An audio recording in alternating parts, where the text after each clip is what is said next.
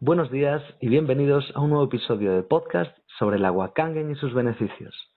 Un día más contamos con nuestro experto en salud, el doctor Pedro Cormezana. Bienvenido, Pedro.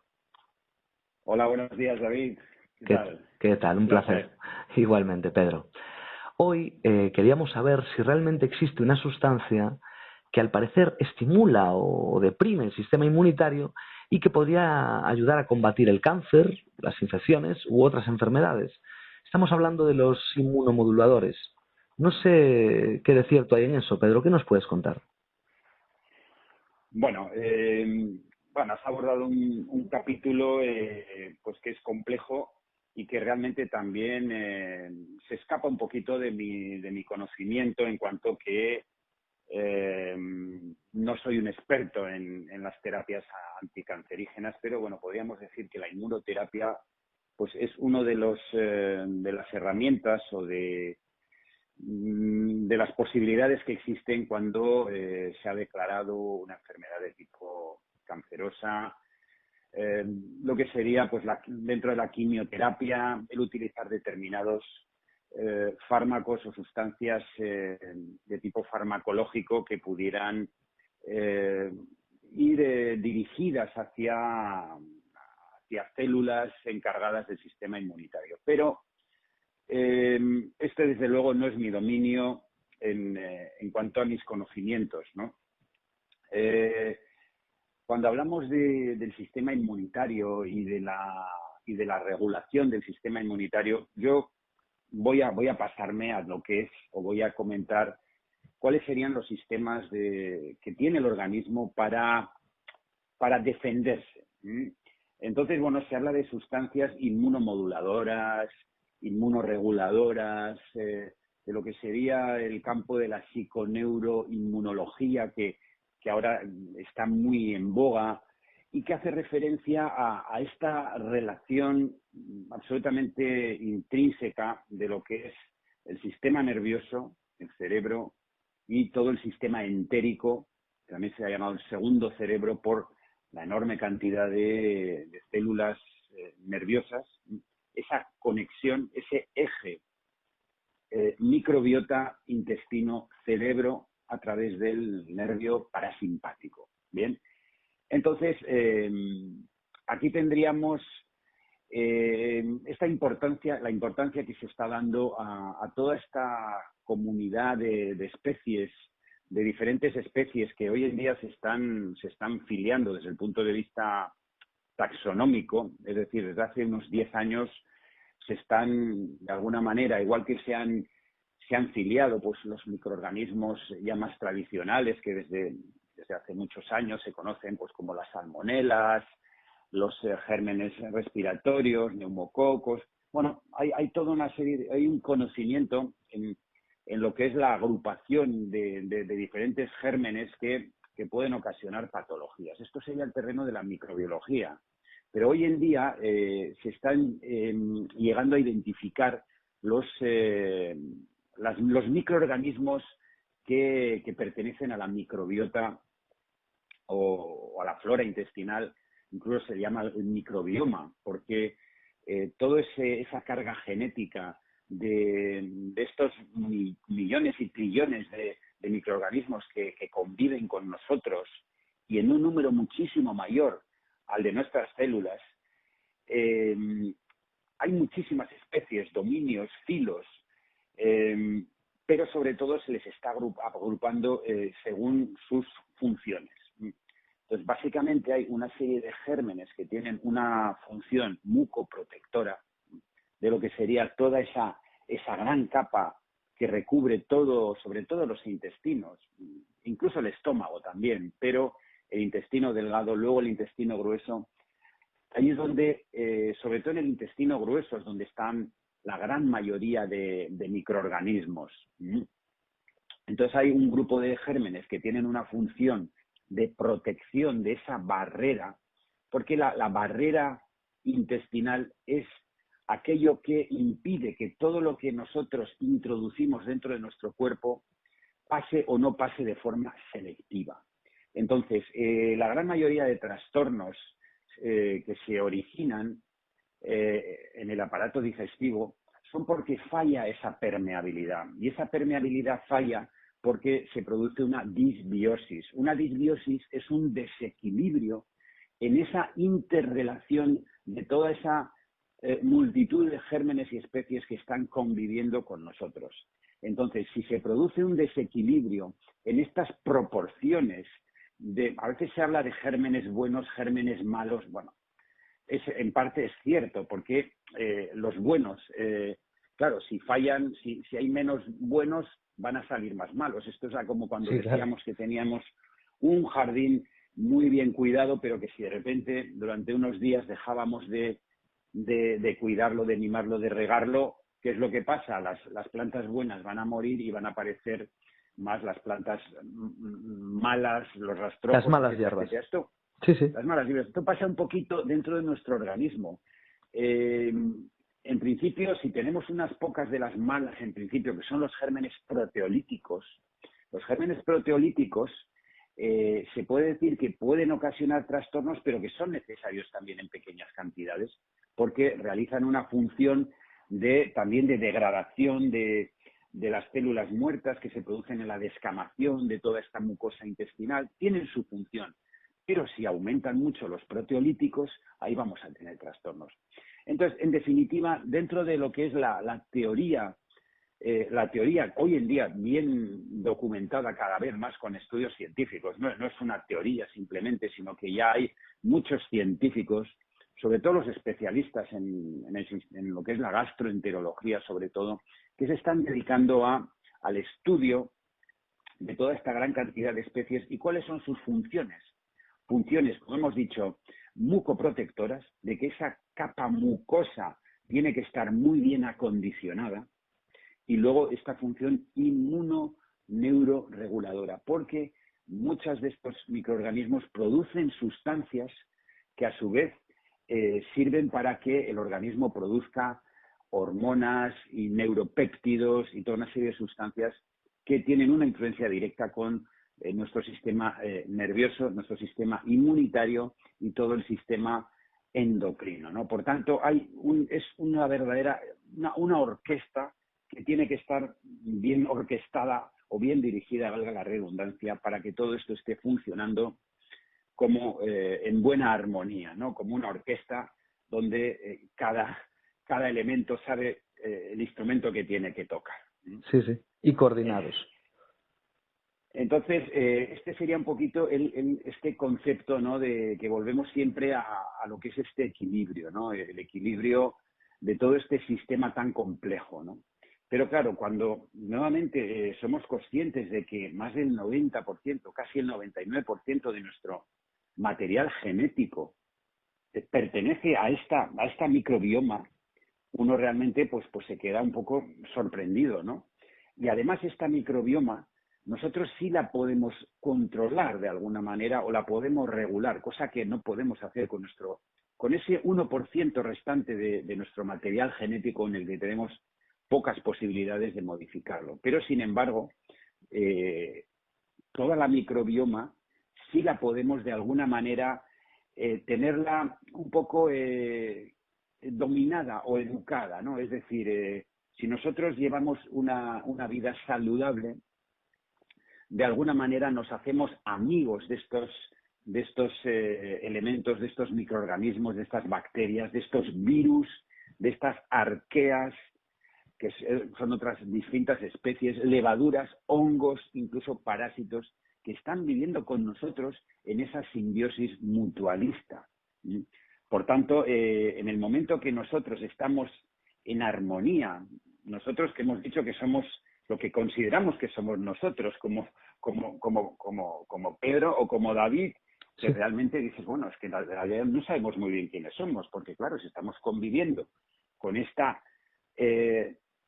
enorme multitud de seres vivos, porque son seres vivos, algunos dependen de nosotros, como ellos por sí mismos no podrían vivir, pero lo importante es que ellos están haciendo toda una serie de funciones. De hecho, muchos de los productos, de los alimentos que nosotros ingerimos, no los podríamos digerir si no fuera por la microbiota. Es decir, la microbiota se encarga de realizar la digestión de muchos de los productos, de los alimentos que nosotros consumimos. metemos dentro de nuestro cuerpo. Entonces, tradicionalmente se nos ha dicho que nosotros comíamos todos los distintos alimentos y teníamos pues los enzimas que digerían estos alimentos. Bueno, pues no es del todo cierto, porque para que nosotros podamos digerir una serie de sustancias, por ejemplo las celulosas, para producir una serie de aminoácidos esenciales, no somos capaces de producirlos nosotros, sino que los producimos gracias a estos microorganismos, ¿no? Por tanto,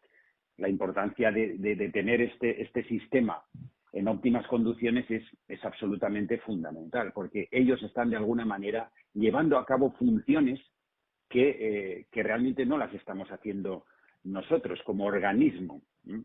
Están haciéndola ellos, ¿no? Entonces, Sí. este conocimiento pues tiene unas consecuencias pues realmente muy importantes, ¿no?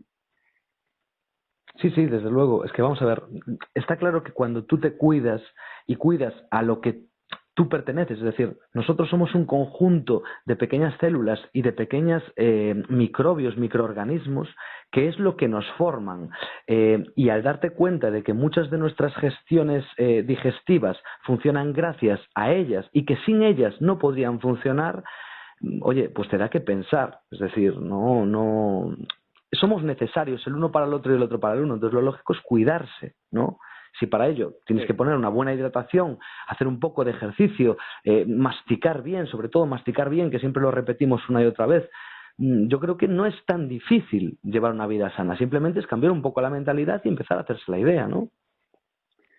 Efectivamente, un poco comentábamos cómo el lugar, digamos, de convivencia de toda esta microbiota en gran medida es el intestino grueso y cómo si se producían alteraciones principalmente en el estómago y a nivel del propio intestino grueso, sobre todo en esas válvulas, la válvula ileocecal, y se producía un sobrecrecimiento de gérmenes en el intestino grueso, hablábamos del SIBO, Sí. que por otro lado podía estar en relación a trastornos en el propio estómago, ahí empezábamos a tener el primer desarreglo, ¿no?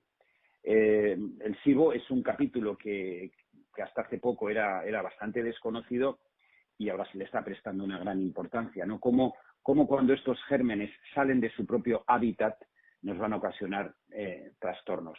Decíamos también cómo en el estómago, si no teníamos este ácido clorhídrico, porque el pH del estómago, como lo hemos ido hablando en relación al agua Kangen, al abuso de los fármacos, cómo nos pueden alterar este pH, ahí podemos empezar con los principales trastornos. Es decir, en el estómago es de alguna manera la antesala de que puedan suceder otros trastornos. Cuando tenemos problemas en el estómago, vamos a tener o bien reflujos hacia el esófago por una incompetencia de lo que es la válvula cardias, que es la que conecta el esófago con el estómago, y también podemos tener trastornos en el intestino delgado, en el duodeno, por una incompetencia de la válvula del píloro, ¿no? Que es la válvula que conecta la parte distal del estómago con el duodeno. Entonces, es importantísimo que el estómago esté funcionando correctamente, que cuando introducimos el alimento, el pH tiene que ser ácido.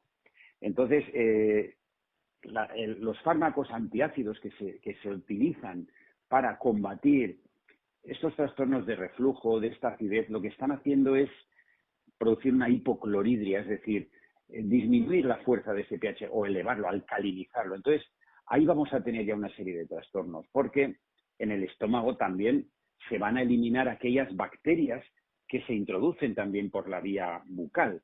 Entonces, claro, si no se produce una buena, digamos, digestión y eliminación de patógenos que entran a través del estómago, ahí vamos a tener también una alteración a nivel del intestino delgado y se va a producir un SIBO. Entonces, este equilibrio del pH del estómago es fundamental. Cuando ya no hay alimento en el estómago, también lo hemos comentado, el pH va a ser alcalino nuevamente porque tenemos esa capa mucoprotectora, ese mucus que es fundamental. Estos gérmenes y también gracias a los iones de bicarbonato, que son los que están haciendo que que el estómago esté protegido, porque si la capa mucoprotectora del estómago falla, entonces el propio ácido del estómago nos va a ocasionar una gastritis o una úlcera, ¿no? Que ha sido pues el caballo de batalla, ¿no? Las úlceras gástricas y en una etapa ya más avanzada, pues incluso el cáncer de estómago, que es una patología relativamente frecuente todavía, ¿no? Entonces, claro, esto viene porque se está produciendo un importante desarreglo. Luego también hemos hablado en alguna ocasión del Helicobacter, este germen tan dañino en principio, pero que se ha visto que más de la mitad de la población, es decir, más entre el 50 y el 70% Lo tienen, más sí.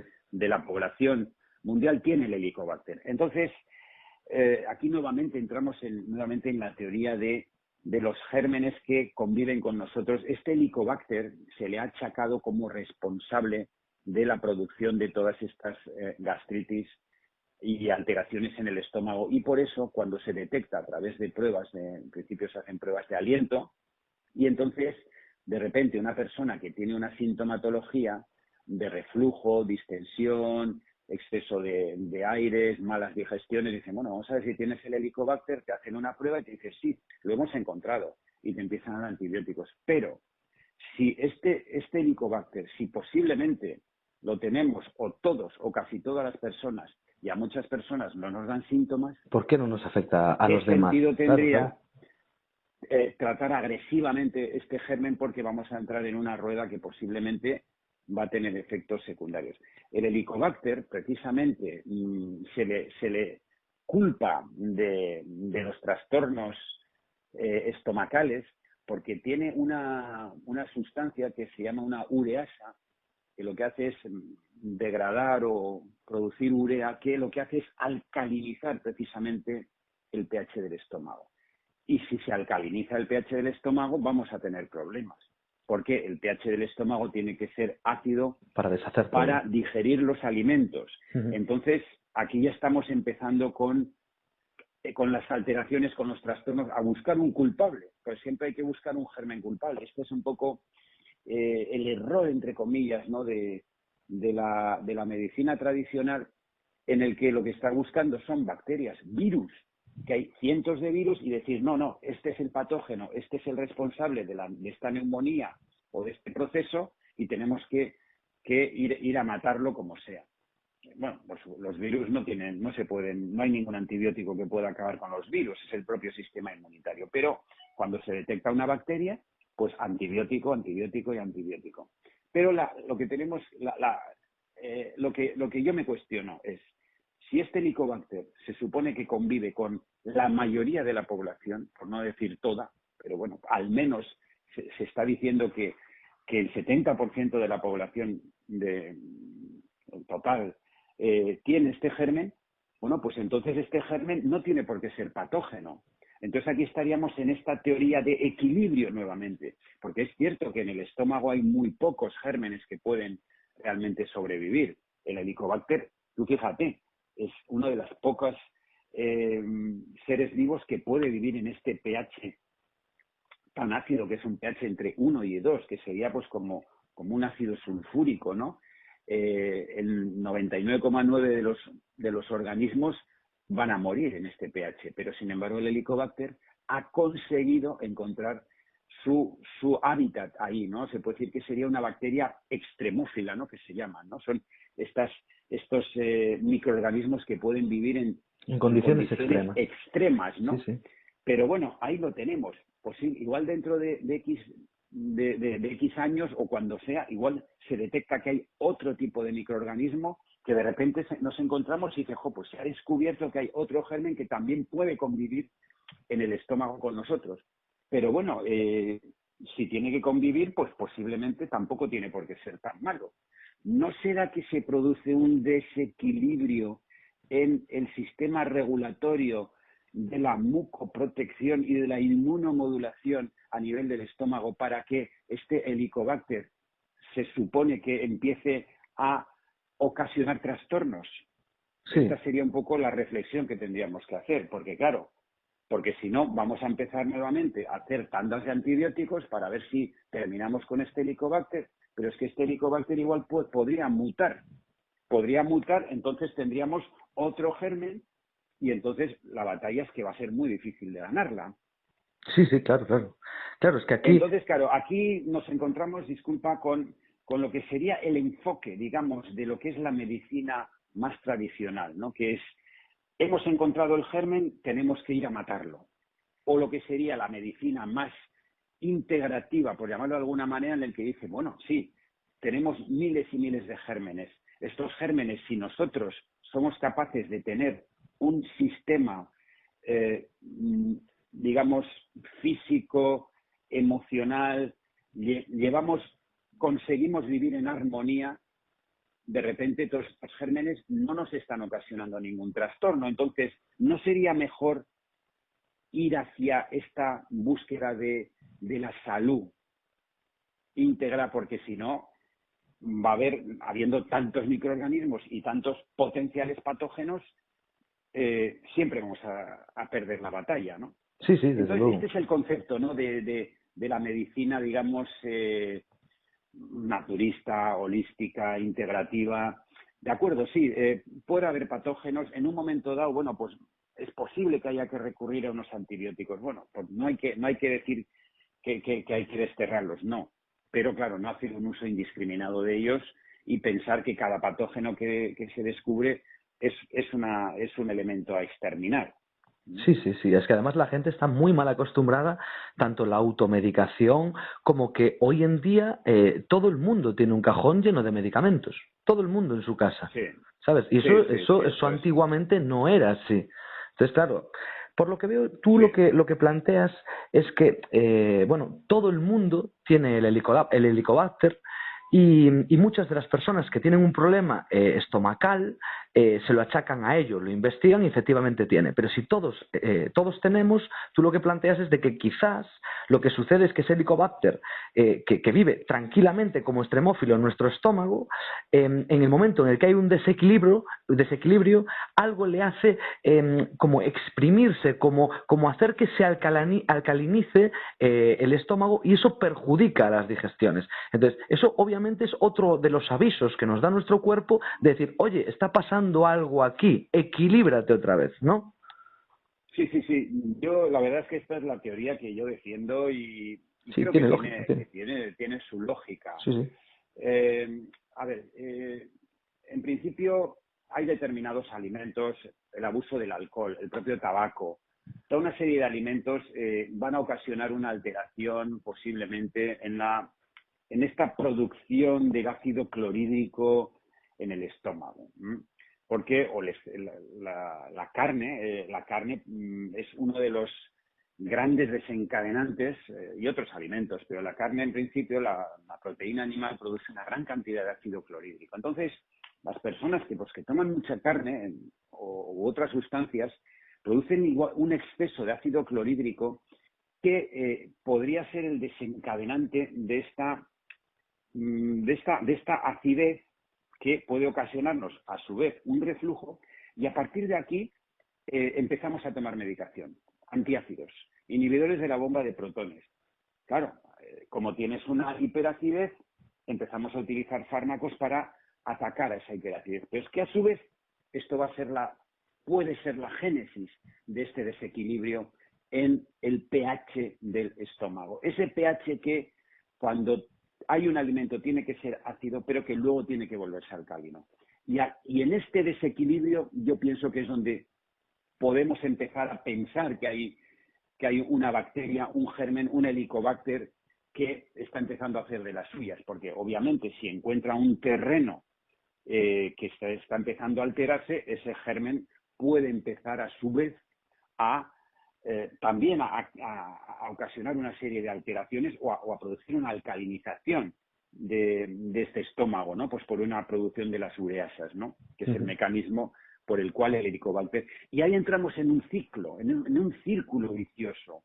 Claro, eso va a hacer que, digamos, bueno, o sea, aquí hay una serie de alteraciones, esta persona viene a la consulta del especialista, le está refiriendo todo este cortejo de síntomas, vamos a hacer pruebas, vamos a hacer una gastroscopia o vamos a hacer un test de aliento. Y te dicen, efectivamente, usted tiene un Helicobacter y tandas de antibióticos para ir a eliminar, a exterminar el Helicobacter. Estos antibióticos posiblemente van a tener, bueno, posiblemente no, 100% seguro que van a ocasionar una alteración de la microbiota intestinal, porque los antibióticos alteran, incluso son capaces de dañar, de eliminar determinadas especies necesarias para esa función mucoprotectora, las Akkermansias mucinífilas, que son responsables de esta barrera mucoprotectora indispensable para garantizar la impermeabilidad de la barrera intestinal o de la permeabilidad selectiva a las sustancias que pueden pasar y las que no deben de pasar, y ahí estamos entrando en este desarreglo. Este desarreglo que luego va a costar mucho de reenderezarlo de nuevo, ¿no? Porque los antibióticos se sabe a ciencia cierta que ocasionan importantísimas alteraciones en la microbiota intestinal, y algunas especies pueden tardar meses o años o no se vuelven a recuperar. Entonces, ojo, eso es como cuando terminamos con una especie de animales, dices, en un ecosistema, ¿no? Cuando lo extinguimos. ¿De acuerdo? Sí. Entonces, claro, no se está dando importancia a este uso indiscriminado de antibióticos que están teniendo unos efectos secundarios muy, muy considerables. Sí, entonces, además te lo dan para cualquier infección. Sí, te lo dan para cualquier infección. Este es el... A ver, entiendo que puede haber situaciones donde sean necesarios los antibióticos. Es decir, ningún médico tiene que cerrarse a ninguna puerta, ¿no? La medicina, digamos, alopática, pues tiene su armamentario, ¿no? La artillería pesada, que en ocasiones la tenemos que tener reservada, pero no vamos a utilizar artillería pesada para matar a un enemigo de poca cuantía, ¿no? Y que a lo mejor no es nuestro enemigo, que no lo sabemos. Entonces, sí. Está muy bien que tengamos una artillería pesada, pero reservémosla para casos extremos, porque si empezamos a utilizar la artillería pesada, lo que llamamos matar moscas a cañonazos, los efectos colaterales van a ser importantísimos. Entonces, yo creo que tenemos que volver nuevamente a tomar conciencia de lo que siempre seguimos comentando. Alimentación saludable, alimentación buena, alimentación sin pesticidas, buena hidratación, buenos hábitos, un agua saludable, un agua que esté sin cloro, porque el cloro altera muchísimo toda esta microbiota. Parece que la gente no se da cuenta que el cloro que viene por el agua del grifo, pues es un elemento que no va a ser bien recibido por toda esta comunidad de microorganismos, de esta microbiota con la que estamos conviviendo y que están haciendo su trabajo de ayudarnos a mantener este césped en perfectas condiciones, que son las microbiosidades de nuestro intestino, donde se produce la absorción de estas sustancias, de estos nutrientes. Entonces, claro, si estamos tomando un agua que está cargada de sustancias tóxicas, estamos alterando la microbiota. Entonces, pues nuevamente tenemos que volver a insistir, ¿no?, en la importancia, ¿no?, de un agua pura, de un agua limpia, de un agua microestructurada, el agua Kangen, un agua que penetre, que hidrate bien a las células, con un agua saludable, es decir, darle buena gasolina, ¿no?, una gasolina de alta calidad a nuestras células, que las células estén felices, que podamos llevar a cabo todo este proceso de depuración que supone el agua que limpia nuestros filtros, el hígado, los riñones, y de alguna manera que estemos alimentando, ¿no?, a todo este sistema, ¿no? Igual que estamos regando nuestras plantas, que igual que estamos regando un césped, claro, imaginémonos que estamos echando un agua contaminada a nuestras plantas, a nuestros céspedes, pues posiblemente muchas de estas plantas no puedan morir, porque claro, si esa agua está contaminada, pues obviamente las plantas también pueden resultar dañadas. Entonces, es nuevamente volver a tomar conciencia de estos conceptos de salud, de alimentación adecuada y de llevar una vida equilibrada, ¿no?, dentro de nuestras emociones, nuestros pensamientos, respirar, una respiración saludable, aprender a respirar, porque cuando nosotros respiramos correctamente, de una forma diafragmática, estamos estimulando el parasimpático, que es el sistema que hace que funcionen correctamente los órganos que nosotros no controlamos, la contracción de los músculos del intestino, del estómago, porque cuando estamos estresados con una ansiedad, con miedo, el sistema simpático es el que va a predominar y lo que va a hacer es que se paralicen todas estas vísceras que están funcionando. Entonces, cuán importante es ese sistema parasimpático, ese nervio vago, ¿no? Esa conexión cerebro-intestino, y gracias a esa respiración. Lo que es todas las técnicas de yoga, de meditación. ¿Por qué se ha visto desde tiempos inmemoriales que tienen efectos sorprendentes en la salud intestinal? Solamente una respiración adecuada, fíjate. Pues porque de alguna manera estamos activando ese sistema parasimpático. Cuando nosotros tenemos un estrés, hemos oído hablar de las úlceras de estrés. Si estamos muy estresados, se produce una secreción excesiva del ácido clorhídrico y puede ocasionar una úlcera en el estómago, una úlcera en el duodeno. Es decir, el estrés, el miedo, está ocasionando trastornos importantísimos. Por eso, claro, tenemos que alimentarnos a través de la boca correctamente, pero también a través de nuestra mente, nuestros pensamientos y nuestras emociones. Por eso tenemos que estar también fuertes de alguna manera, mentalmente, internamente, sí. equilibrados, sobre todo en estos tiempos tan difíciles, ¿no? Donde existe miedo, miedo a lo que pueda pasar. Hemos estado en una pandemia. Esto también ha ocasionado unas importantes alteraciones en el sistema inmunitario, porque claro, el sistema inmunitario se debilita cuando se están alterando los otros mecanismos, pues obviamente, y el sistema emocional afecta de forma importantísima en el sistema inmunitario. Por eso debemos de cuidar, de tener nuestra fortaleza, tenemos que estar bien protegidos, ¿no? O sea, porque si no, los patógenos, bueno, van a entrar, pero por muchos lugares, ¿no? Los patógenos están. No, tenemos que pensar que no hay un virus maligno, es decir, hay cientos de virus, hay cientos de bacterias, y desde luego que también cada vez queda más patente, ¿no? Que cuando el sistema inmunitario de una persona está bien capacitado, los patógenos no hacen mella, ¿no? Entonces, esto es un poco este enfoque, digamos, de que no somos nosotros, ¿no? Los que tenemos que los responsables, ¿no? de mantenernos sanos, más que decir, bueno, enfermamos cualquier día, pues porque no pasa nada, no hay que hacer nada y ya vendrá alguien a curarnos, ¿no? Esta filosofía yo no la defiendo para nada. Creo que no es nada recomendable, ¿no? Desde luego que no. Desde luego que no. Mucha gente pues piensa de esta manera, ¿no? Bueno, no pasa nada, no hay que cuidarse porque, bueno, ya tenemos, ¿no? La farmacopea, que en el momento que estemos enfermos ya iremos al médico y el médico nos curará. No, el médico no nos va a curar, nos tenemos que curar nosotros mismos. Sí, es como que nosotros somos los capitanes de este barco en el cual hay muchos marineros que pueden dar en algún momento quejas de que pasa algo en el barco. Todos queremos llegar a tierra y todos queremos llegar sanos y salvos. Entonces, si convivimos un poquito en paz, lo que sucede es que el ejemplo que tú pusiste del jardín es muy bueno. ¿Qué sucede con esto? Que efectivamente nosotros vemos nuestro jardín, vemos el jardín que tenemos detrás de casa y lo vemos si está bien o mal. Y entonces, según cómo lo vemos, pues le echamos mejor agua o nos preocupamos más, pero nuestro cuerpo por dentro no lo vemos. Entonces es como que ojos que no ven, corazón que no siente, hasta que da ese desequilibrio, ¿no? Y nos avisa de que hay un problema.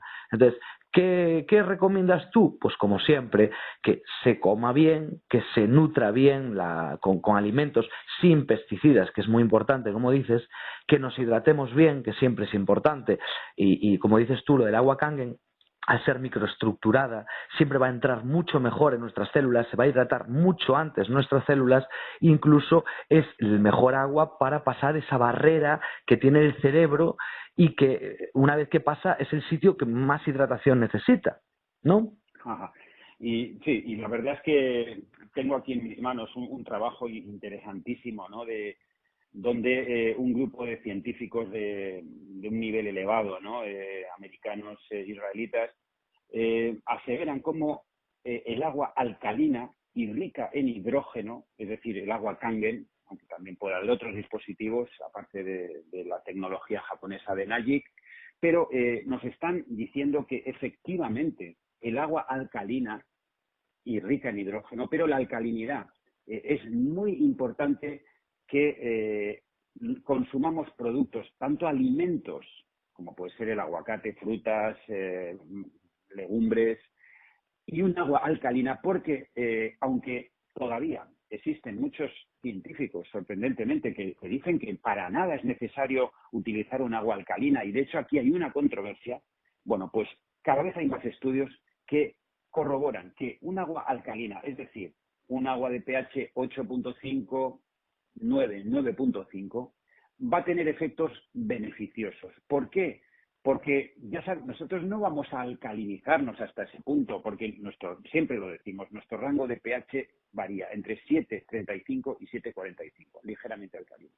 Pero como nuestro organismo produce enorme cantidad de metabolitos ácidos, solamente al respirar estamos produciendo una acidez, y ese exceso de acidez nos está dañando. Entonces, claro, tampoco vamos a pasar de un pH más bajo de 7.3, porque el organismo, claro que tiene unos mecanismos de compensación, hasta que fallan.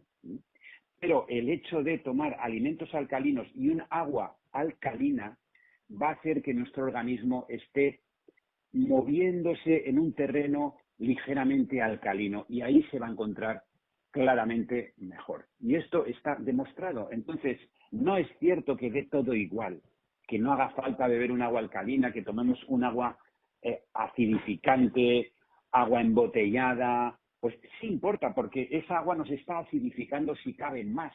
Entonces, el exceso de acidez va a ocasionar enfermedades. Y esto también lo dijo Otto Warburg, que fue un premio Nobel ya de los años 50, que dijo que toda enfermedad se produce en un medio ácido. Por tanto, el medio alcalino va a ser el medio en el que nuestro organismo va a estar mejor regulado. Entonces, esto es algo que yo creo que yo voy a insistir en esto, porque sigue habiendo muchas controversias con este capítulo, ¿no? Entonces, existen los que dicen de una forma, no hay que alcalinizar. No, vamos a ver si hablamos con propiedad. O sea, ninguna persona, ni ningún científico, ni ningún médico en su sano juicio va a pretender cambiar ni siquiera el pH del estómago, porque ya hemos dicho que no había que cambiarlo.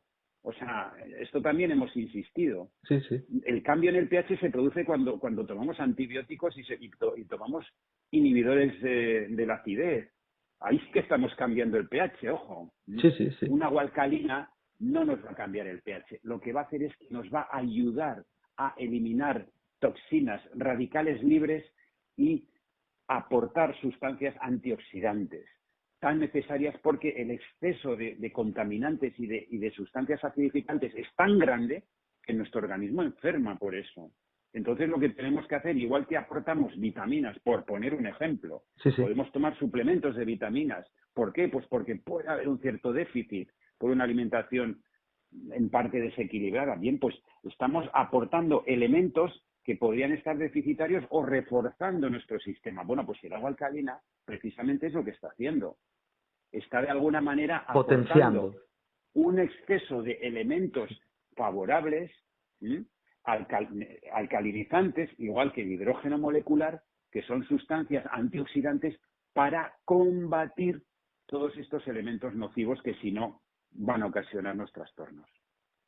Sí, sí, Por sí, sí. tanto, la importancia del agua alcalina y microestructurada y rica en hidrógeno es algo que está demostrándose de una forma cada día más insistente en que es una vacuna. Sí, Es sí, una sí, auténtica sí. vacuna, pero una vacuna muy saludable. Sí, Es sí, una vacuna que estoy... jamás nos va a dar ningún tipo de efecto secundario, cosa que las vacunas sobre todo las vacunas modernas, que parece ser que están preparándose, pues para esta pandemia y para otras que puedan llegar.